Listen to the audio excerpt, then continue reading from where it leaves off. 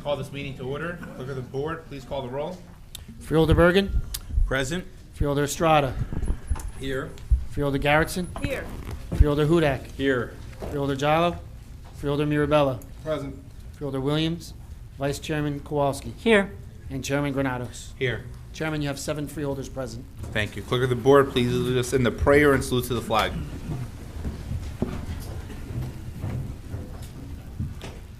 Humbly we ask God, the giver of peace and the lover of charity, to give the entire family of nations true agreement with his will, and to grant the light of his spirit on all who work for justice and peace. Amen. Allegiance to the flag of the United States of America and to the republic for which it stands, one nation, under God, indivisible, with liberty and justice for all.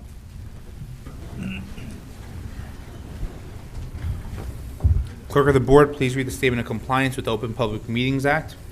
The chair wishes to announce that pursuant to the requirements of New Jersey statutes annotated Title 10, Chapter 4, Section 10 of the Open Public Meetings Act, adequate notice of this meeting of the Board of Chosen Freeholders of the County of Union has been given by mailing the annual meeting schedule for the year 2018, along with periodic changes necessitated by circumstances, to the newspapers circulating within the County of Union who are designated to receive such notice, and by posting the annual meeting schedule for the year 2018 in the Administration Building, and further by filing the annual meeting schedule for the year 2018 with the Office of the County Clerk.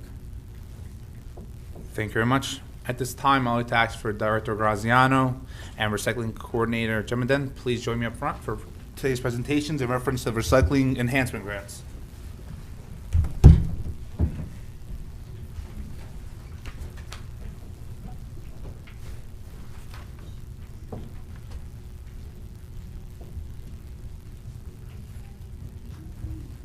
You guys are good? Yeah. Ready to go? Yeah. I just want to make sure. It's a great honor to be here providing recycling grants that this Freeholder board is strongly passionate in making sure that we're greening Union County. This is part of one of the initiatives of Plant the Seed, which is making sure we're working with local municipalities and providing additional resources. I know for this specific grant, there was 4 different categories that Director Graziano and Joanne are going to elaborate on. I just want to thank all the municipalities who did apply for making sure that they are creating a greener community within their towns. Director? Thank you, Chairman. With the help of the Freeholder Board, obviously with Freeholder Chairman Granados, one of his main initiatives this year was recycling. And this is our second year, I believe, second year going out with the recycling enhancement grants. We put out, I think we asked towns to come up with one of 4 different projects that we were offering. The main one was to enhance your recycling facility. Now, whether that was with blacktop, with fencing, buying new containers, that was one of the major ones. The other ones were recycling and waste containers for your parks or also for your schools. So those were the 3 main categories that the towns took advantage of. And it was up to a $10,000 max, I think it was. They submitted their applications to us, we reviewed them, and we approved every single one that was submitted, I believe. Here we are. So it's something good that the Freeholders are doing for the townships, and I hope we just continue this every year. It's a great program. We have a lot of things going on with recycling. And if you're around on July 12th, we're going to have a recycling presentation at this board that we're going to do ourselves to discuss the new way people are recycling, to recycle right. We have a new recycle app that's out there. So we have a lot of good things coming up in the near future. So if you can try and be here for July 12th, you'll see probably a 10 or 15 minute presentation on recycling. So, want to say anything, Joanne? Come on, Joanne. You sure, Joanne? Speech. You're the heart behind this project, so I just want to make... You're good? Let's give Joanne a big round of applause and Director Graziano. The first grant recipient from Berkeley Heights, Councilman Daquila, will be accepting it for a check for $7,200.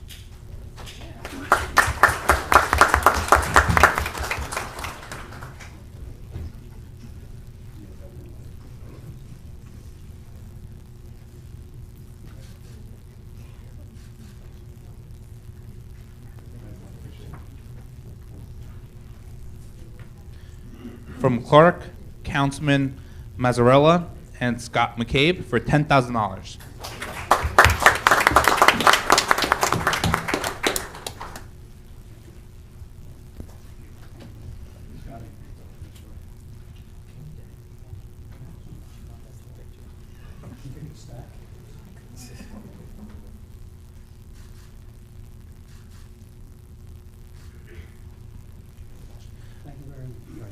I'd like to call upon Freeholder Schroeder to join me for the next presentation as we present to Mayor Chris Boach from Elizabeth and to Recycling Coordinator from Elizabeth, Pat Vella, a check for $10,000.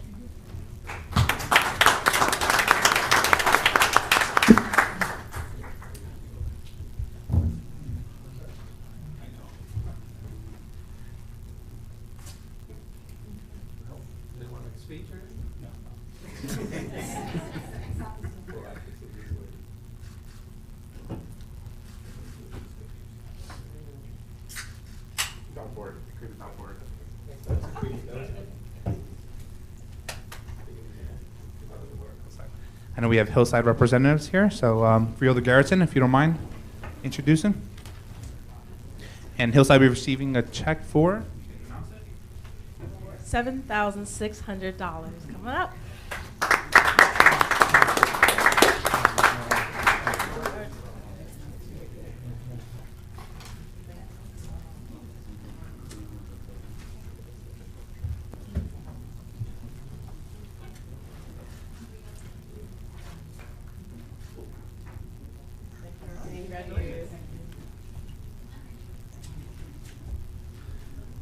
Mayor DeLuca from Kenilworth for a check for $9,000.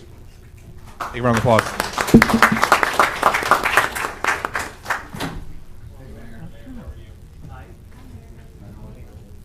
Thank you.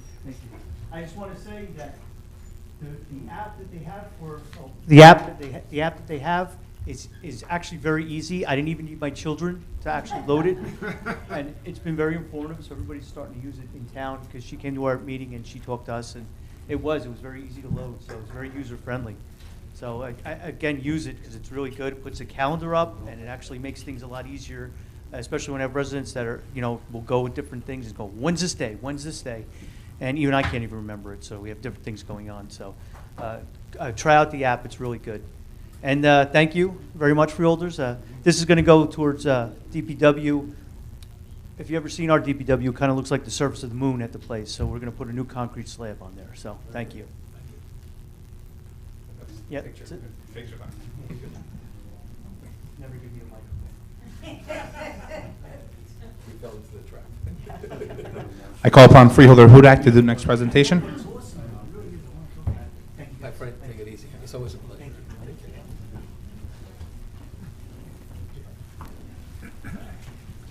Mayor, come on up. We have Mayor Armstead and Frank Dan, who's the DPW director in Linden.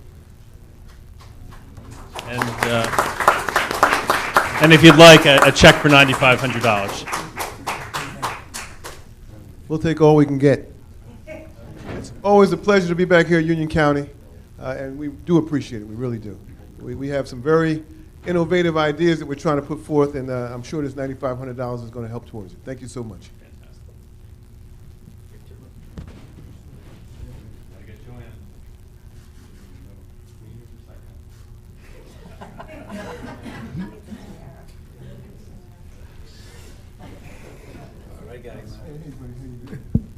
I'd like to call upon Freeholder Mirabella for the next presentation.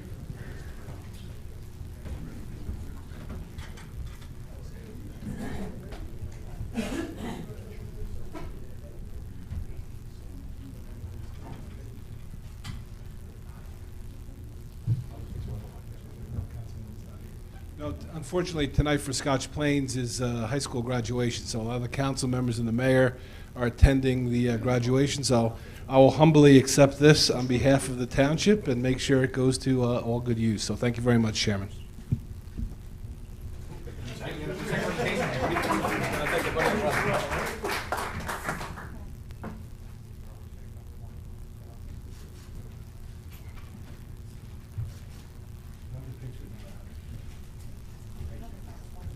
I'd like to call upon Freeholder Bergen for the next presentation.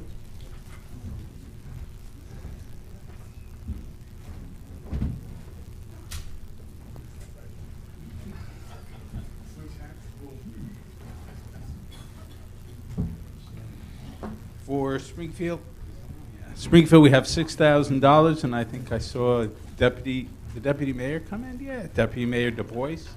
We have Sam Mardini, our engineer, and the head of our DPW department.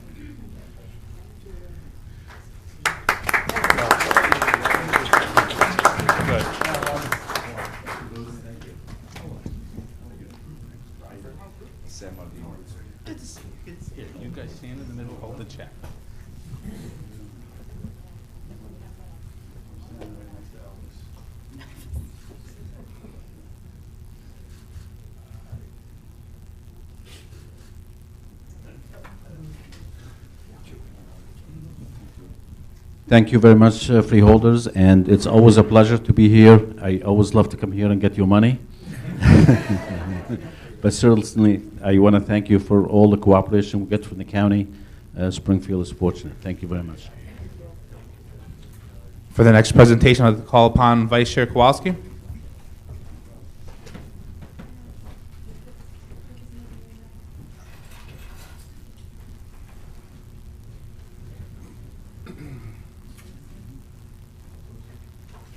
For Union Township, I'd like to call upon Cliff from Union Town. Cliff Perchuman. Apologize. For a check for $10,000.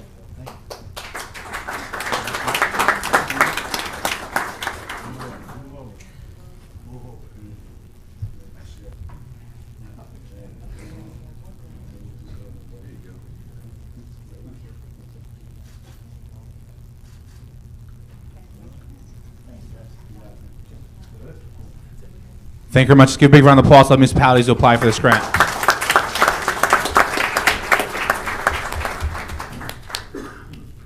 For the next presentation, I'd like to call upon Freeholder Marabella.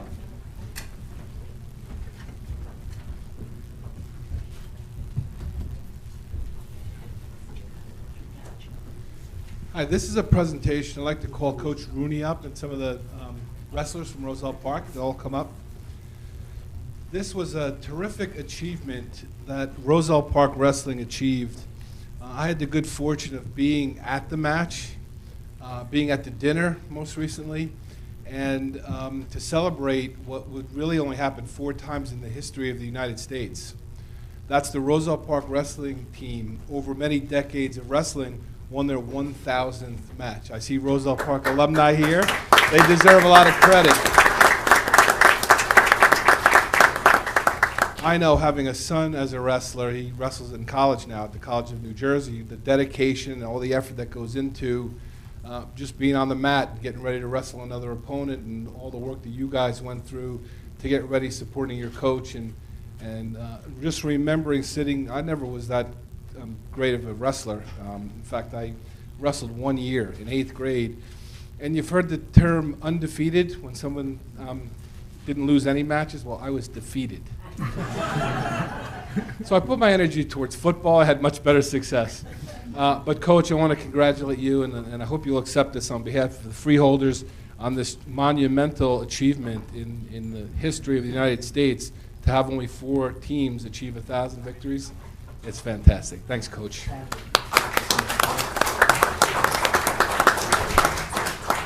Good evening, everyone. I just want to thank members of the board of Union County here. Again, I just want to reflect what Freeholder Marabella said. You know, it's been decades and decades of this monument in the making. You know, since 1935, Roselle Park has been wrestling, so it's not just a tribute to, you know, this season. It's been something that's been developing over many, many years. And in Roselle Park, you know, wrestling is a community of its own. It's a family of its own, and it's a proud family. We're proud to be from Union County. We're proud to hold the shield for Roselle Park and for Union County. And I'd also like to introduce my captains for next year, who were integral members of our team. This is Gabe Leo here. He was our 106-pounder this year. Mark Montgomery, 126-pounder this year, and Elvin Guerrero. These guys will be the next wave on the way to 2,000 wins, and we're proud of them to be our captains for next year. So once again, thank you for having us. Freeholders, thank you for having us as well, and have a good evening.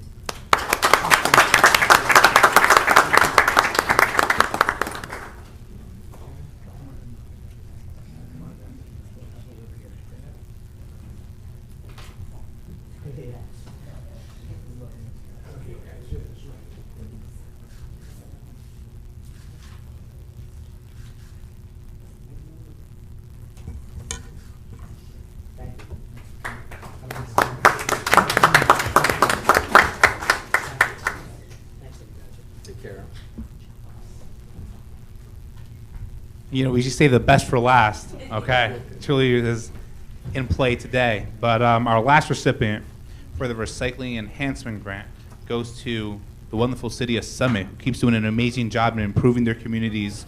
And today we have joining us is Marjorie Fox, the council member, and Karen Rayer, who's the chair of the recycling committee. Let's give them a big round of applause.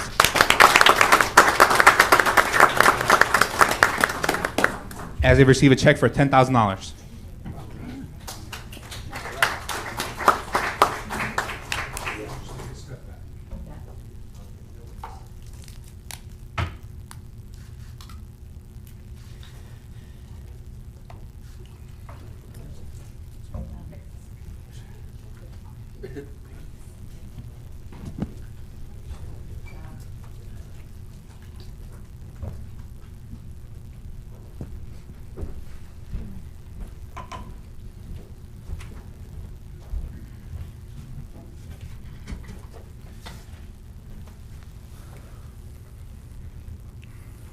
At this time, I'd like to call upon Arlene Veza for a presentation to the board in reference for Moms Demand Action on Be Smart program. And oh, sorry, I didn't realize. Patty, thank you very much. Patty's a great supporter too.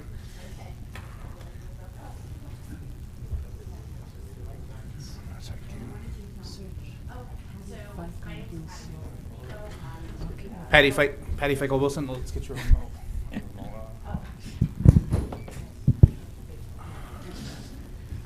I'm the Union County co-lead for Moms Demand Action for Gun Sense in America, and Arlene Veza is our state Be Smart lead as well as our Union County lead. She travels all over the state to give this presentation. It's our educational gun safety program, so I'm going to pass the mic off to Arlene. Okay. If you don't have one of these cards, is there anyone who doesn't have this? Because then Patty would hand these out. You want to just do that? Okay. So my name is Arlene Veza, and I am the state lead for Be Smart, and I'm going to be showing you the presentation quickly. I know I'm limited in my time. But even though I go and I train people on how to give this presentation, I live in Union County. So this is something that we have been showing in Union County. We are trying to get into PTAs, Rotary clubs, churches, synagogues, any kind of community program where we can get to adults and we can talk to adults about keeping children safe from unsecured guns in the home.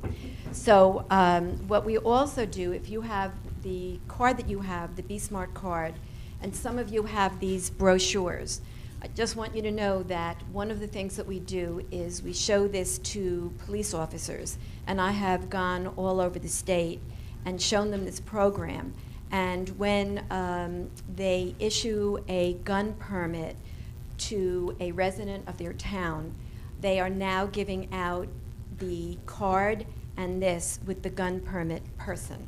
So if they do in fact purchase a gun, you know, they've been told to please read this, and this is about keeping children safe. So before I start into town, I just have a couple of them here. What we do is we go into the municipal buildings of the town, and we get an OPRA form filled out, Open Public's Record Act, and we are able to find out in the last few years how many permits have been issued to residents.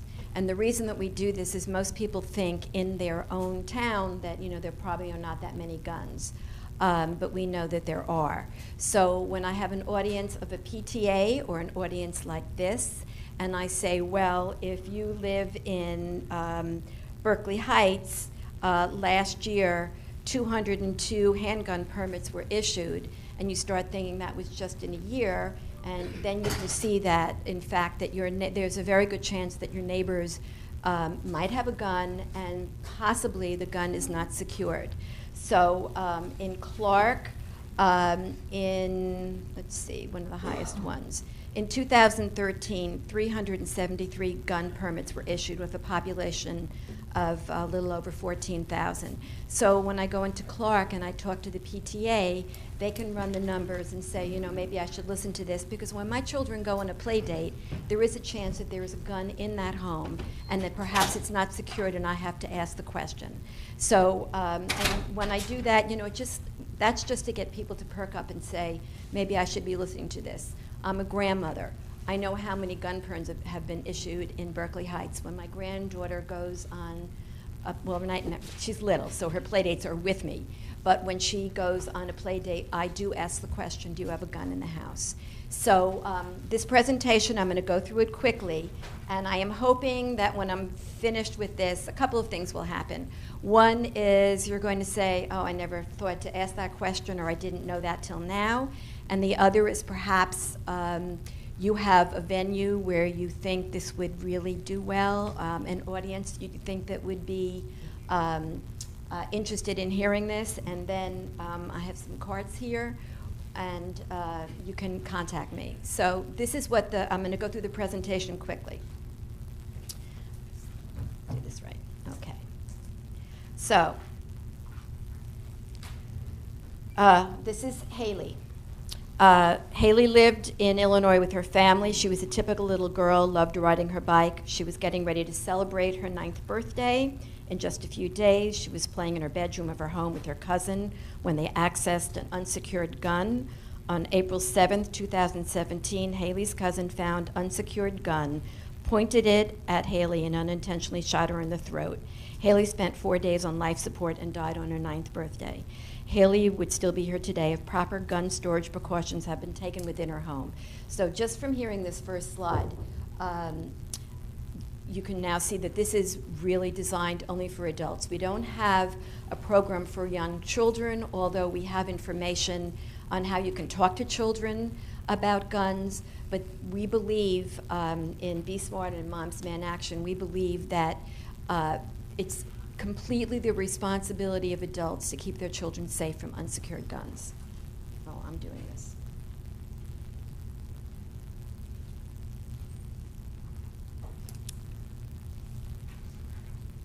The U.S. has the highest reported rate of unintentional gun deaths in the world. Each dot on this map represents a shooting by a child 17 and under. Each red dot represents a death, and a pink dot represents an injury. And this is constantly being updated. So when we talk about children, it's not 18 or 19.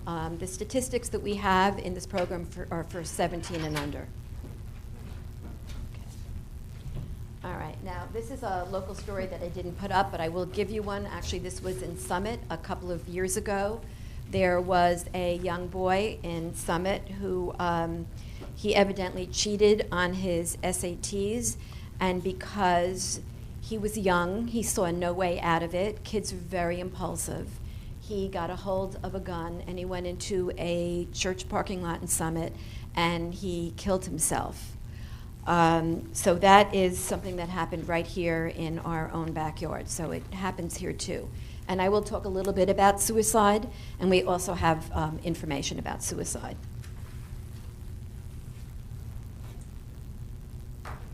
Be Smart is a program developed by Moms Demand Action for Gun Sense in America to bring together parents and all adults concerned about kids, guns, and safety. I know this is an emotional issue, but what we all want in the end is that we want kids to grow up to be happy and healthy. We each have the right to make responsible decisions about how to protect our homes, families, and communities, including whether or not to have a gun in our home. We absolutely believe in the Second Amendment. I don't want anyone to think that we don't. We're just more concerned about keeping guns secured so children can't get a hold of them. And if we can prevent even one child gun death, it's our responsibility to do so. American kids are 11 times more likely to die from gun violence than children in other developed countries. Each year, an average of 1,300 children aged 17 and under have their lives cut short by gun violence. Every year, nearly 300 children aged 17 and under gain access to a firearm and unintentionally discharge it, injuring or killing themselves or someone else. And every year, nearly 500 children 17 and under die by suicide with a gun. Many of these shootings and even some homicides could easily be prevented. So what can we do? This is the card that you have, and what I tell people when they bring these cards home is if you put it on your refrigerator and people come into your house and they ask what it is, you know, you can have a conversation. If you just tell one neighbor and they have children and, you know, they think differently after that, it would be wonderful. Moms Demand Action has developed a smart framework to help parents and adults protect children from gun violence with simple, easy-to-remember behaviors. So if we're all smart together, we can reduce child deaths from gun violence. So let's talk about what it means to be smart. And the S is keep guns locked, unloaded, and stored separately from ammunition. Remember, you can never rely on curious children to keep themselves safe.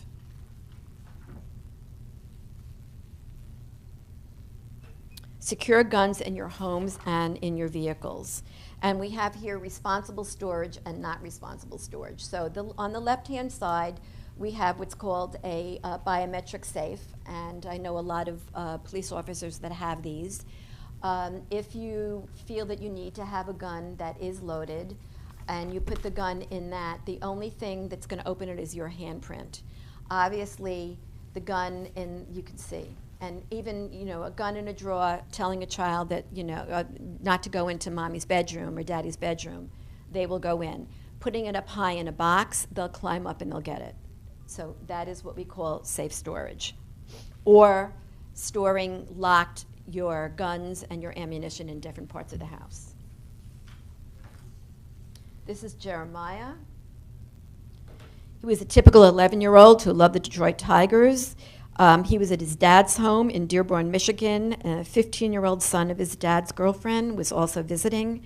The 15-year-old was handling a gun that he had taken from another relative's house. The gun fired, striking Jeremiah. Jeremiah died 2 days later at his mother's side. I've looked up all these people. I mean, I've Googled these children. 70% of children under age 10 know where their parents store their guns. You cannot rely on curious kids not to find a gun. In fact, one study of 300 children in rural Alabama showed that over 70% of the kids in gun-owning households knew where the gun was stored, and 36% of those kids had handled the gun. In addition to securing the gun, we need to model responsible behavior around guns.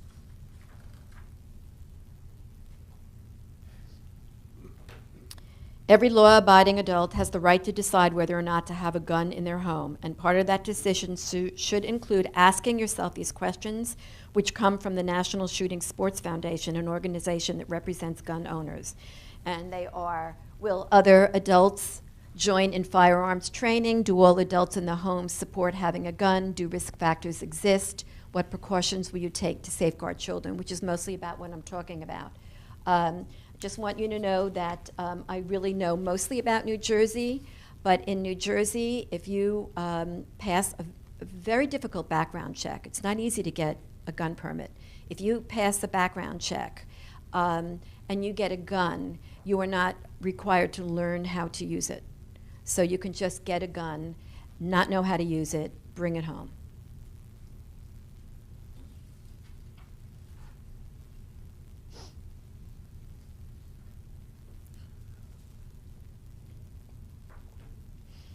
Okay, if you do own a gun, it's imperative to practice safe handling. Here are the safety rules from the National Sports Shooting Foundation. Always keep your gun pointed in a safe direction. Be sure of your target and what's beyond it. Treat every firearm as if it's loaded. Don't rely on your gun safety.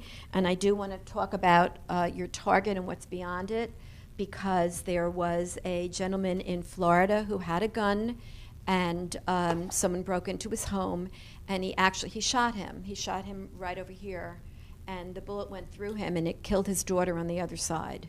So I know this is hard to listen to, but I think it's really important. Plus, children and teens could be naturally curious about firearms, and as a result may be tempted to play or handle a firearm they find. You should also make sure young people in your home are aware of and understand these safety guidelines. If you find a gun in your house or anywhere else, don't ever touch it or allow your friends or anyone else to touch it. Leave right away and immediately tell a responsible adult. Even if a gun looks like a toy, don't touch it. Sometimes real guns look like toys, so don't take a chance. Leave the area and immediately tell an adult. Finally, and most importantly, it's always an adult's responsibility to keep kids safe, and we know this by being smart. So there is, if anyone wants to do it when they get home, there is, you can get it on YouTube, and it was Diane Sawyer, and it was on 2020. It's about 9 minutes, and it's called Young Guns. And it shows a group of children, all different ages, that have been taught the NRA Eddie Eagle, not to touch a gun. They've been talked to by police officers. They've been talked to by their parents. They all know not to touch a gun. They're put in a room with a two-way mirror. A room has toys, food, and 3 unloaded guns. And depending on the age, within just a couple of minutes, almost every child goes over to it, touches it. They say the rule, don't touch it, don't touch it, look, I'm touching it. The 2 to 4-year-olds are the ones, the 2 to 4-year-old children are the ones that are almost always the ones that kill themselves. There are more 2 to 4-year-olds than older children, because 2 to 4-year-olds, for some reason, when they pick up a gun, they look down the barrel, and then they kill themselves. The older ones do it like what they see on TV, and they're the ones that do this. And if you watch 2020, if you have children, I suggest you do it, and then you'll see that you can't take curiosity out of children.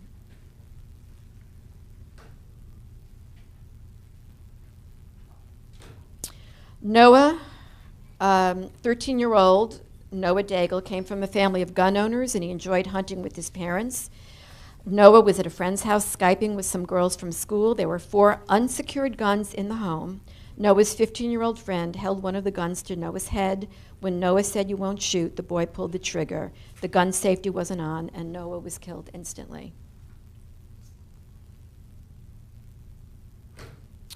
Shockingly, 1.7 million children live in homes with guns that are both loaded and unlocked. Even if you're practicing responsible storage, or if you don't have a gun in your home, you can't be sure about other guns. This is the hard one. That's why you need to ask about the presence of unsecured guns in homes and vehicles. I have a script that I wrote that goes through some of the scenarios for parents who say, how do I ask that question? I know it's a hard question, but Patty's going to come and help me. It's just a little script, so go ahead. Hello. I'm so excited that the kids are getting together for a play date at your house tomorrow. I just want to ask a few questions beforehand. Do you have a pool? No, I don't have a pool. What about pets? My daughter is afraid of dogs and allergic to cats. We don't have a dog or a cat. Do you have any guns in the house? And if so, how are they stored? My daughter can be pretty curious, and I just want to make sure she doesn't get into anything. Wow, I've never been asked that before. I don't have a gun, but thank you for asking me. I'll start asking that question myself for child's play dates in other homes. Or she could say, Yes, we do have guns. Since we are hunters, the guns and ammunition are locked up separately in our home. or, Yes, I have a gun in my night table, but my kids know not to touch it. as I said before, my daughter's pretty curious, so why don't we have the play date at my house or meet in the park? Is that okay with you? Or she could say, It is there you none go. of your business whether or not we have guns in our house. And I would still say the same thing, because I don't want to put a stigma on it. Why don't we, that's great. My granddaughter, I really don't trust her. Let's go meet someplace else, or why don't you come to my house? Oh, I do have- Okay. Please keep in mind these questions are not just for play dates. If your child is a babysitter for others, they need to understand if there are guns in the home where they are helping other children. Another good suggestion is to have the play date at your house first. You can say that you have a pool, no dog or cat, and that you don't own any guns. This will make the question easier once you give the information first. You do not want to put a stigma on owning a gun if we want the person we are asking to be forthcoming with their answer. Remember, the decision is always yours. If you're not comfortable, move the play date or don't have it. Now, I've been told by a lot of moms if I could add more to this, because they're still a little nervous about it. Some people feel like they can text it. Other people can say that I just heard this amazing presentation called Be Smart. I've never asked anyone before. You're the first one. And then you ask if there are any guns in the house. They're all different ways that you can do it. And once you ask that question, it gets easier. Thank you, Patty. Okay. Ask about unsecured guns in the home. Okay. Make it part of the discussion. Use technology. Volunteer information about your home, or talk to family and caregivers. Near the end. Mikey, the 13-year-old Mikey Graham, was a friendly, popular 8th grader. He was an expert bowler, an avid athlete, and he loved video games. Mikey came home from school and took one of his grandfather's unlocked loaded guns and shot himself. His family knew Mikey to be a happy kid, and they don't believe that he had planned to die that day. But with easy access to a loaded gun, Mikey made an impulsive decision that tragically became a fatal one. Research shows in many cases, especially with teenagers, suicide is an impulsive act, and the person is unlikely to try it again if they fail the first time. Adolescence is an emotional time. If any of you are parents of teens, you know how impulsive and emotional they can be. And it says here that children of the age of 16, the presence and availability of a gun in the home is more significant risk factor than psychiatric illness, probably because suicidal behavior in children and adolescents is often impulsive. The method matters. Guns are the single most lethal method for suicide. By comparison, suicide attempts by suffocation result in death only about 60% of the time, and suicide attempts involving overdoses result in death 2% of the time. But with a firearm, it's 85%.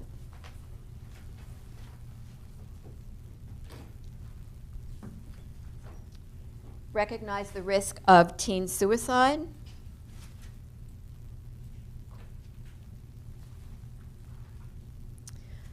These are some of the risks: change in mood or behavior, talking about wanting to kill themselves or saying you'll be better off, feeling hopeless, ashamed, or desperate, increase in aggression. We also have flyers that have much more information about teen suicide.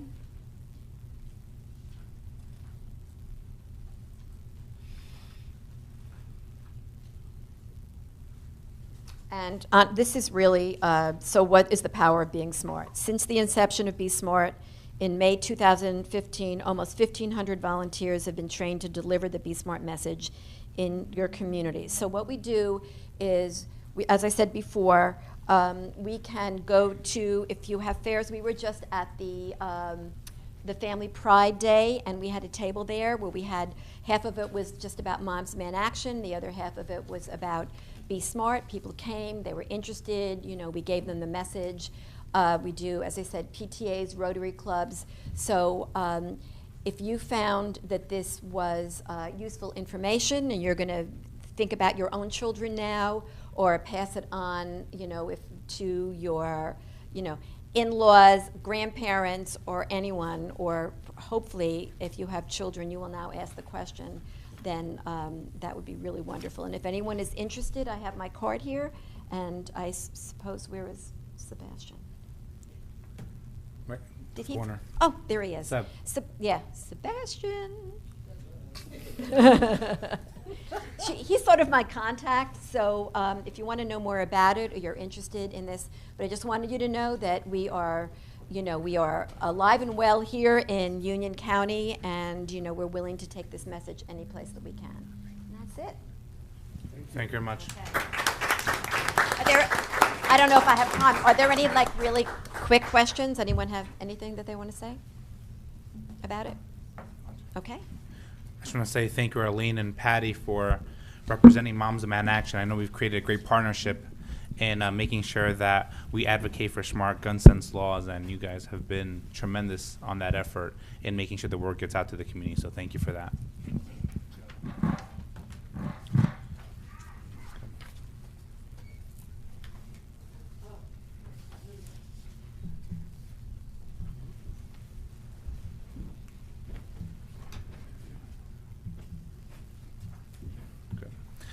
We'll approve the communications later this evening during tonight's regular meeting. And now we'll start with the resolution portion of this meeting. From the Office of the County Clerk, Joanne Rajapi. Thank you, Mr. Chairman, and good evening, everyone. I have just one resolution, and that is to authorize the county manager to award a contract through a RFP to the Mutual Group of Mountainside. They will be doing design services, construction administration, and inspection services for renovation and reconfiguration of our offices.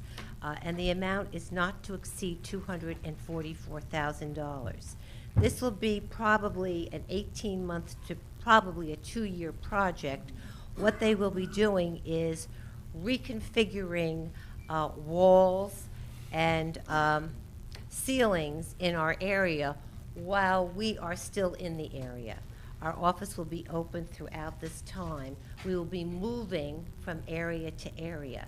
So not only will the construction be going on, but there'll be constant reconfiguration of the workstations. Is there any questions from the Freeholder Board? Vice Chair Kowalski? So, Madam Clerk, this is because the space that you have now is outmoded, or there's new technology, or did we have a flood or something? No. Or? Well, Okay. we always have floods. I shouldn't say that. Our record room does get flooded.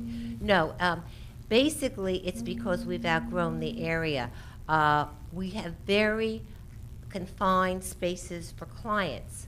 So, for example, our passport office can only fit maybe 8 or 9 people at a time, and the lines go all the way out down the corridor usually. Our elections office is extremely small, and of course we use it now year-round, and there's just not enough room. There is an issue with technology also. We do have a secure computer area for our IBM, our big IBM that we use, and we've outgrown that space too. So what we're doing, we found space in terms of our record room because you may know we've been scanning the books. So once they're scanned and checked, they are removed out of the record room and put into storage. So we found space there that we can move into. But when you do construction like this, and we've done it twice that I have been there, you have to move people around, and it's disruptive. It's disruptive, to say the least. So that's why we think it's going to take about 2 years to do it. Okay, thank you. Any other Freeholder Mirabella? Madam Clerk, how many proposals did you receive for this work? 3, Okay. and Musial was the low bidder. Very good, thank you. You're welcome. Any other questions? Well, thank you very Seeing much. none, thank you very much. Thank you. From the Office of the Union County Prosecutor, Tom Cowendry, Chief of Staff. Good evening, Mr. Chairman and members of the board. Prosecutor's Office has 2 items on the agenda for consideration. I'll answer any questions you may have. Any questions from the Freeholder Board? Seeing none, thank you very much. Department of Administrative Services, Director Mike Yeska. Good evening, members of the board. The Department of Administrative Services has 5 resolutions for your consideration. First one is the bond. The second one is a little bookkeeping on one of the contracts. The third is our stop-loss insurance, which backs up our healthcare pass-through for our self-insurance. Number 5 is the authorization to have our 2 contracted vendors pay the doctor and prescription bills. And number 4 is an addition to some special counsel about personnel matters. I'd be happy to answer any questions. Can you just elaborate, please, on number 2 and 4? First. 2 and 4. Right, number 2 was a little bookkeeping that we needed to do. If you'll recall, this year, we separated our medical vendor, they call it a TPA, from our prescription. We gave prescription to CVS, and we stayed with Horizon for our medical benefits.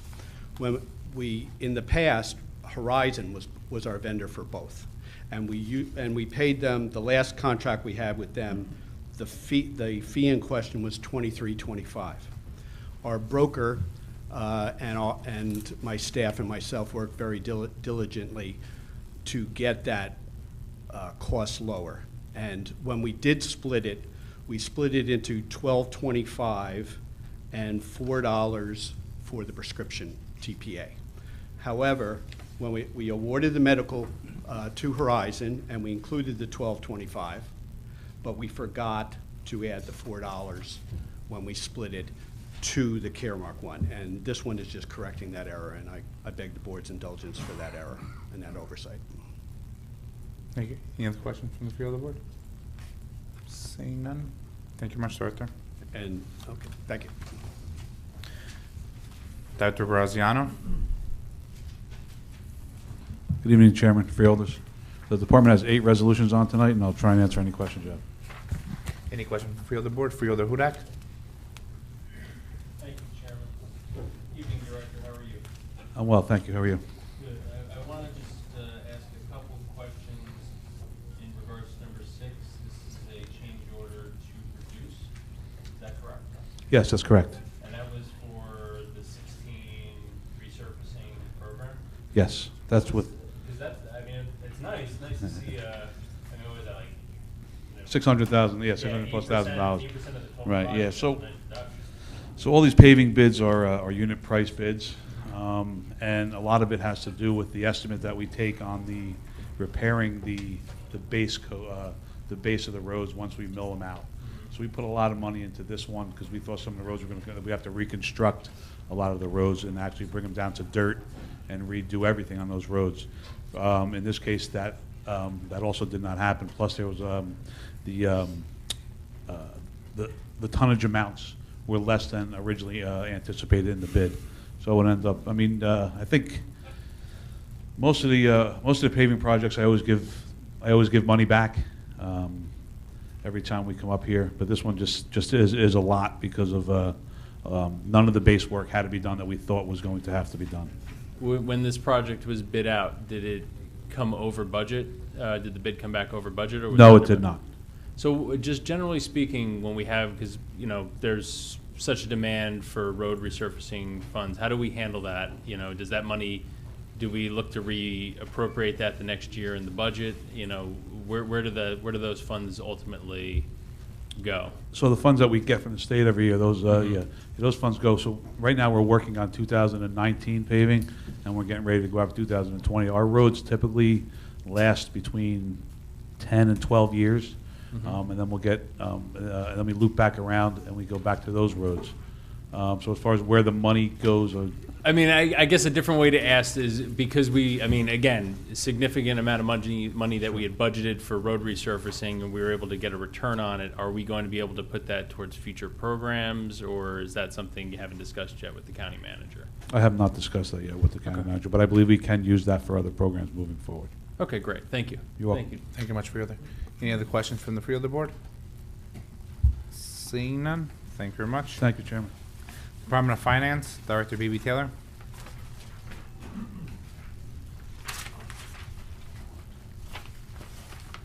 Good evening, Chairman and members of the board. The Department of Finance has 3 resolutions for your consideration this evening, and I'd be happy to answer any questions you have.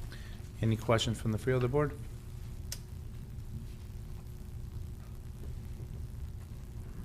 Thank you very much. Thank you.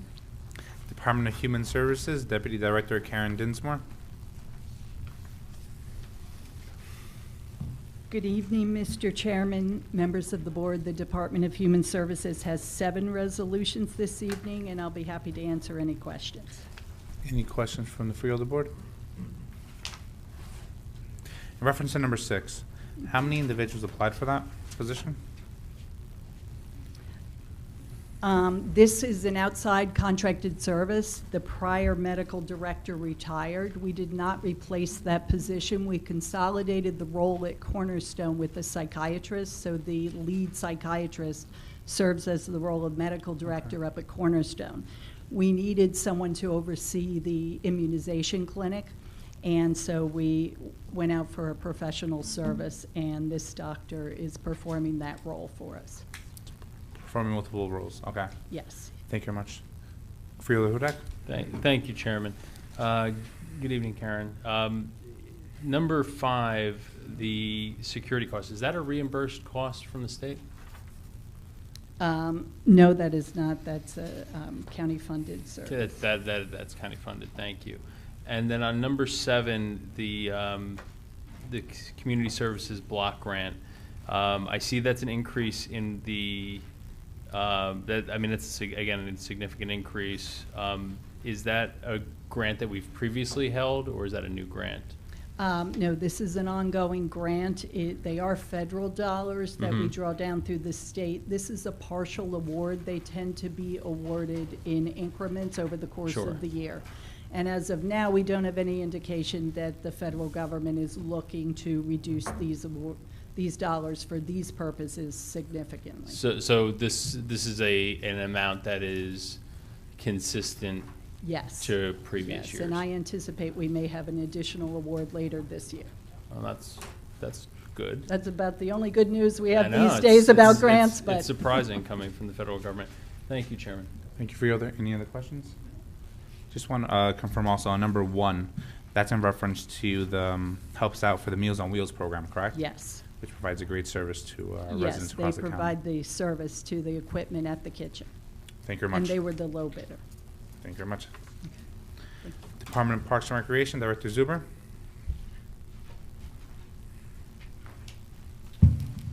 Good evening, Mr. Chairman and Freeholders. Department of Parks and Recreation has 3 items on tonight's agenda, and I'll try to answer any questions you may have. I would like to, if I may, first point out on number 2 that it says Elizabeth River Park and Hillside, but it's Elizabeth River Park in Hillside and Union Township. Thank you. Any questions from the Freeholder Board? I'll start off. In reference to number 3, can you give me the reasoning behind the golf cart leases for Warnaco Sports Center? Yes, SFA approached the Parks Department regarding their interest in having roaming concessions throughout the parks. We have 4 buildings inside our parks that people just aren't getting to. So kind of like on the golf course where there are carts, food and beverage carts that ride around, we intend to do that at Warnaco Park with these. How many golf carts? It'll be 2 food and beverage carts and 1 utility cart. So what will the utility car be used for? If there needs to be deliveries made out to the individuals who are on the regular golf carts. Any other questions from the Freeholder Board? Thank you very much, Director. Office of County Council, County Council Barry.